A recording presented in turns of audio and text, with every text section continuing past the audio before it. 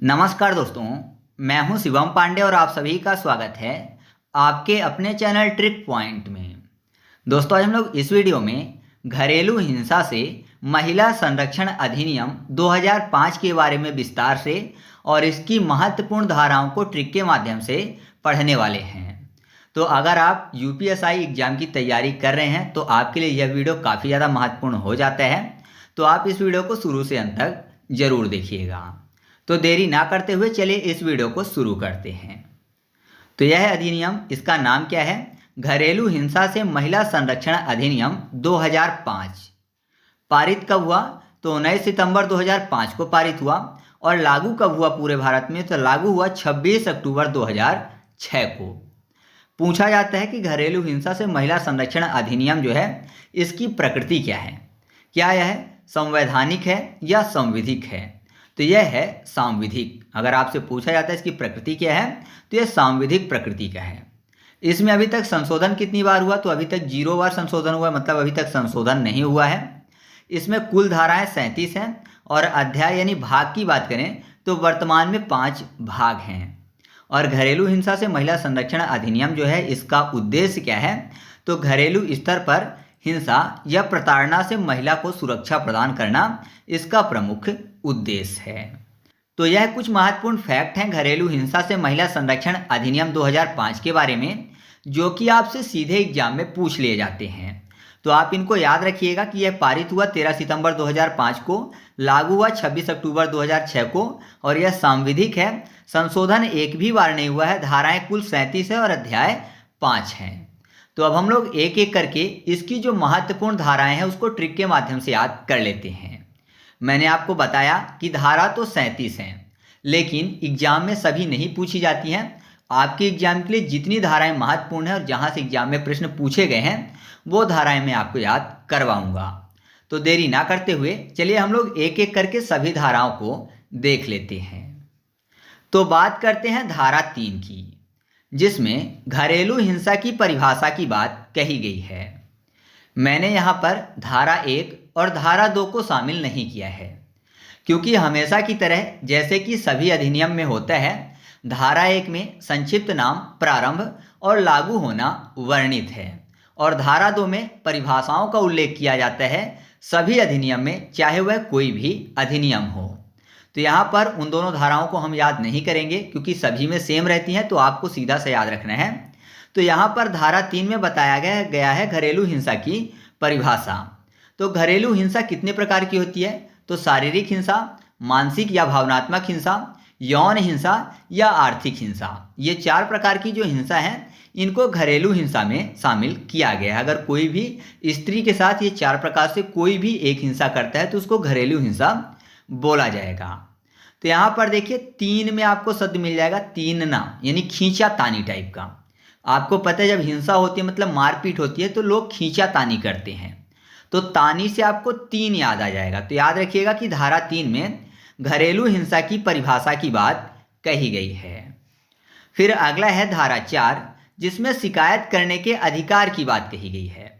तो शिकायत करने की अगर अधिकार की बात करें तो जो महिला है वो भी शिकायत कर सकती है, या फिर अन्य व्यक्ति भी जो महिला से संबंधित है, जैसे उसके माता पिता या रिश्तेदार या कोई अन्य व्यक्ति, वह भी घरेलू हिंसा की शिकायत कर सकता है। मतलब सबको अधिकार है कि अगर किसी महिला के साथ घरेलू हिंसा हो रहा है तो उसके संबंध में वो शिकायत दर्ज करवा सकता है।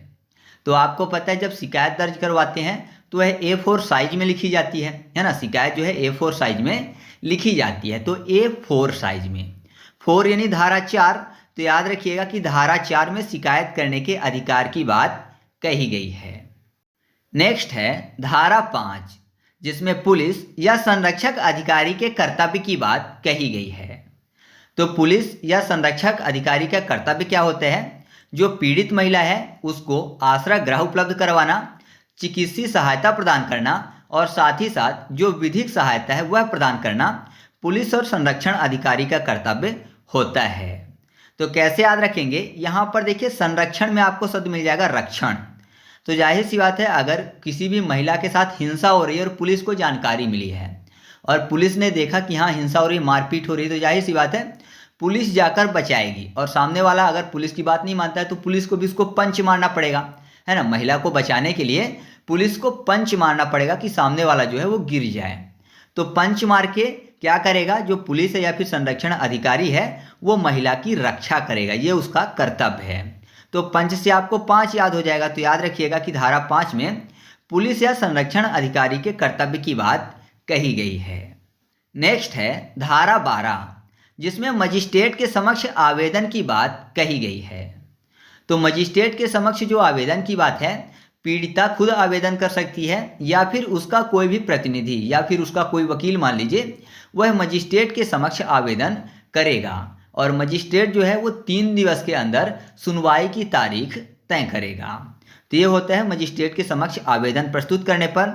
तो कैसे याद रखेंगे, यहाँ पर मजिस्ट्रेट को याद करने के लिए कर लेते हैं मजिस को मचिस यानी माचिस, और माचिस जो है आग जलाने के काम में आती है। तो आग क्या होती है, बरती है, या फिर आग से लोग बर्न हो जाते हैं, बर्न मतलब जल जाते हैं, तो बर्न से 12 हो जाएगा, या आग बरती है तो 12 अर्थात धारा 12। तो धारा 12 में क्या कहा गया है, मजिस्ट्रेट के समक्ष आवेदन की बात कही गई है।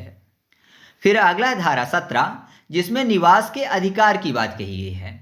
मतलब जो पीड़िता महिला है उसके निवास की बात कही गई है कि जो पीड़िता महिला है वो संयुक्त परिवार में रह सकती है, भले ही वह उस घर की मालकिन ना हो।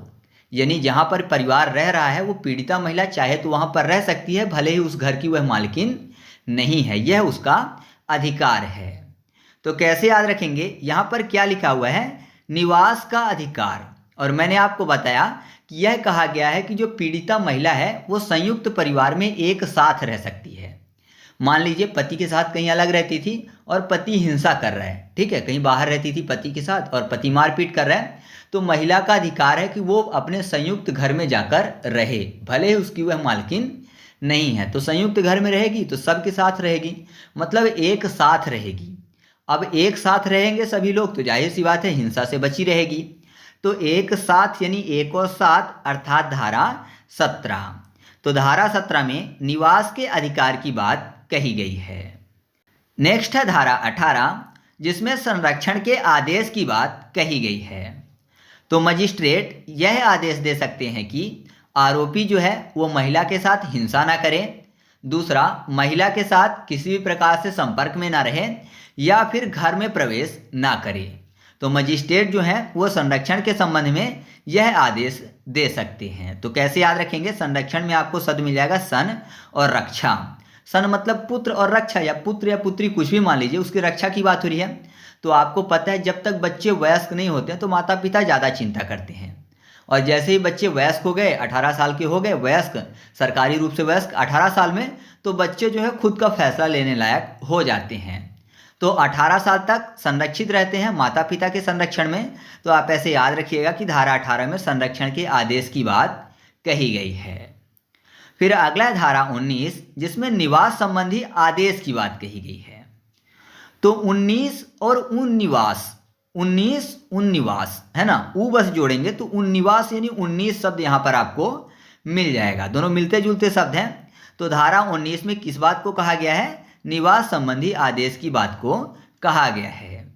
तो इसमें मजिस्ट्रेट यह आदेश दे सकता है कि आरोपी घर खाली करे या पीड़िता को वैकल्पिक आवास उपलब्ध करवाया जाए, है ना। निवास के संबंध में आरोपी या तो खुद घर खाली करके चला जाए, हिंसा कर रहा है, या फिर पीड़िता को वैकल्पिक रूप से आवास जो है वो उपलब्ध करवाए जब तक केस चले, ठीक है। तो धारा 19 के बारे में आपको ये चीज़ें याद रखनी है।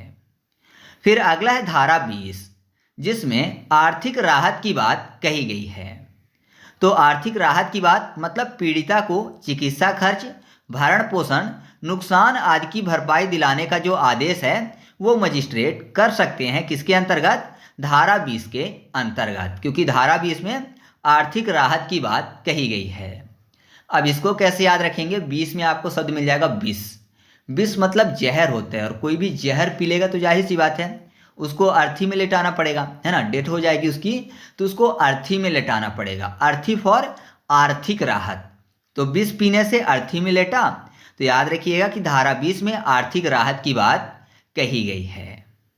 फिर अगला है धारा 21, जिसमें अभिरक्षा के आदेश की बात कही गई है, मतलब कस्टडी के ऑर्डर की बात कही गई है।